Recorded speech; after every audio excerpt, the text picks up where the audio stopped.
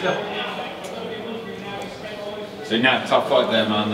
All 3 rounds. But did you feel the nerves, I guess, when you got in there for the first time? No, I didn't feel the nerves as such. No, just as normal as every fight that I've had. You know, I didn't feel any different really. So that was a tough fight. The kid was good. You know, he came to fight. I haven't been in there for a while, so it was nice to get 3 rounds in. Actually, I'd like to quick finish, but it was nice to get the time in there again and you know, do my game plan that I wanted to do. So there's a few, you know, bits and bobs that I wasn't overly happy with my performance, you know, but it was, you know, it wasn't my best performance, but it was a reasonably good performance and I got the job done. So yeah, it's all good. I mean, like you're saying there, a lot of time off. Like, how did you kind of keep yourself ticking over, and how did you know you're going to be ready when you got in there? Yeah, I mean, I've been training non-stop the whole time I've been out. Even without having a fight, I've been training 2-3 times a day. I've been training over at Alpha Male for the past sort of year, back and forth, 6 months over there. So you know, doing rounds every week, you know, 6, 12 rounds, you know. So I knew that I'd be ready when I got in there. I knew I'd have the fitness, and you know, I felt, you know, that was probably, you know, the only thing I didn't feel. You know, I did feel it a little bit more than I normally would probably, but you know, that was just getting back in there. And but no, I was happy with it overall. I have to look back, look over it again, but no, I was reasonably happy with it.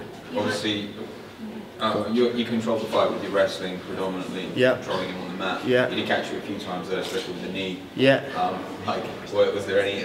No, there was no shots that really hurt me badly. You know, I felt the shots. You know, I felt a couple of right hands, and I didn't really feel any knees actually. I think he threw like a flying knee that I shot in on, but it didn't really connect. He caught me with an elbow from the bottom. Again, it wasn't anything that sort of disturbed me. So, but yeah, I controlled that was the game plan. You know, take it to him with the wrestling, and you know, use my size and my strength. And I'm a strong featherweight, so I knew I was going to have the advantage there and have the wrestling advantage. So that was the game plan really. But it made it a hard fight definitely, because that's probably the hardest aspect of the game. You know, you can bounce around and move around and sort of flick jabs out all day long, sort of. But that grinding wrestling style was a hard one to keep up for 3 rounds. So yeah, but it was good. You mentioned that you weren't overly happy with your performance. Why not? It just wasn't the cleanest performance, you know. But and you know, I feel like my conditioning could have been a little bit better. But you know, that might have been nerves. I just didn't feel nervous, you know. But that might have been a whole adrenaline and everything going in there. But I didn't feel it personally. But it might have affected my cardio and stuff like that. And I had a bit of a deviated septum.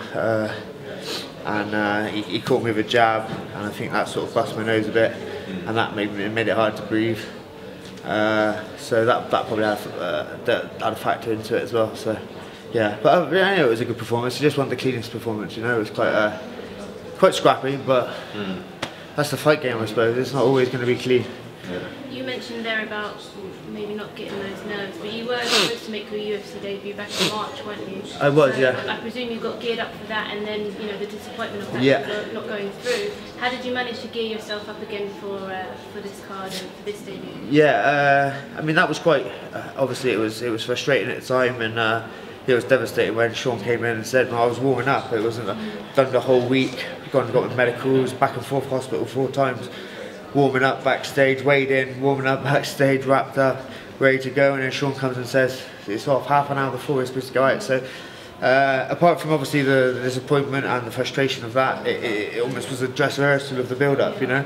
So that helped me in a certain extent. I knew what to expect. I knew when I was coming in there what was going to go on, blah blah blah. So it helped me and helped me almost prepare. You know, I knew what was going to go on, and so apart from getting in the cage, that was, you know, I'd done everything else, you know. So.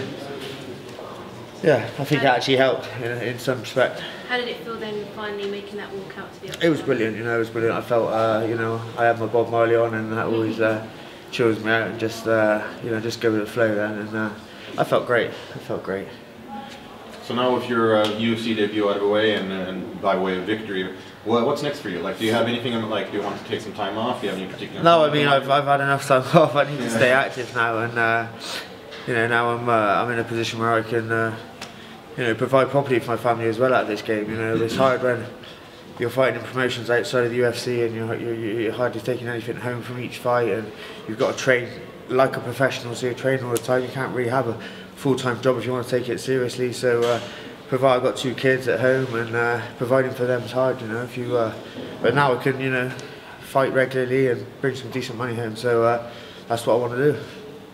Is there anyone in particular you have in mind? Because I mean, no. Again, if you want something in the UFC, you got to ask for it. Yeah, I mean, I'm easy, man. I never sort of call people out. It's not been my style. But anyone that Sean puts in front of me, I'll never turn down a fight. So you know, I was supposed to fight Artem Lobov.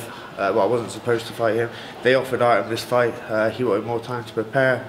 That'd be a fight. You know, he's come up on the scene. I'd like that fight, but I don't want to call anyone out. It's not my style. But anyone Sean wants me to fight, I'm ready to fight. You know. Even if they're in the top 10 or whatever, you know, I don't care, you know what I mean, I'm not worried, you know. Let's build it up, you know, let's do it properly. If that's the way you know it needs to be in the UFC, then but I'm ready, you know, I'm ready for challenges, and that's what I get in here for. It's not, you know, I want to challenge myself and fight the best guys. So yeah, let's, you know, stepping stones and stuff, as they say, but whoever. And Artem did turn down this fight in Hamburg against you? Yeah, it was, I mean, Sean offered it to him in like 3.5 weeks, so it was quite late, you know, 3.5, 4 weeks, I think. So I can understand he wanted more time to prepare. And maybe he wants a bigger fight, you know. I'm just coming in as a debut. He's got a bit of a name for himself, especially being Conor's training partner and stuff. So maybe he wants a bigger name as well. He just thought, you know, big guys, Cub Swanson and stuff like that. So. It's a good fight for you, right? He's a good name. Yeah, it's a great fight for me, but exactly, you know, it's a good fight for me. I've got a lot of positives to get from it, and he hasn't got so much to gain. So that's another reason why I probably didn't want to take the fight. But like I said, whoever Sean puts in front of me, I'm willing to accept. So we'll go from there. Thanks very much, man. Cheers.